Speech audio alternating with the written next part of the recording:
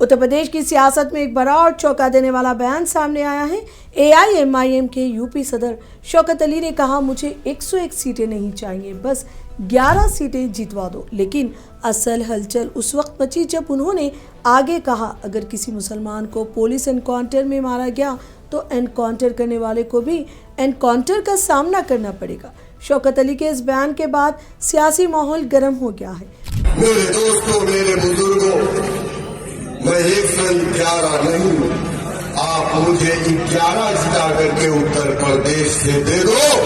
मैं आपसे वादा करके जा रहा हूं, मैं आपसे वादा करके जा रहा हूं कि उत्तर प्रदेश में किसी मुसलमान का अगर इनकाउंटर होगा तो इनकाउंटर करने वाले का भी इनकाउंटर होगा।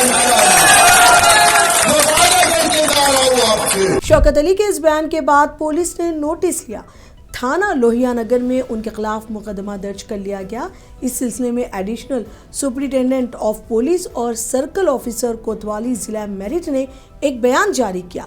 पुलिस ने कहा कि वीडियो की मुकम्मल जांच की जा रही है और मुताल्लिका दफात के तहत कानूनी कार्रवाई अमल में लाई जा रही है। उन्होंने ये भी कहा कि किसी को भी समाजी हम आहंगी को मुतासिर करने की इजाज़त नहीं दी जाएगी और कानून को हाथ में लेने वालों के खिलाफ सख्त एक्शन लिया जाएगा। सोशल मीडिया पर एक वीडियो वायरल हो रहा है जिसमें एक व्यक्ति शौकत अली के द्वारा भड़काऊ भाषण दिया जा रहा है। इसके संबंध में थाना लोहिया नगर पुलिस द्वारा इसका संज्ञान लिया गया है।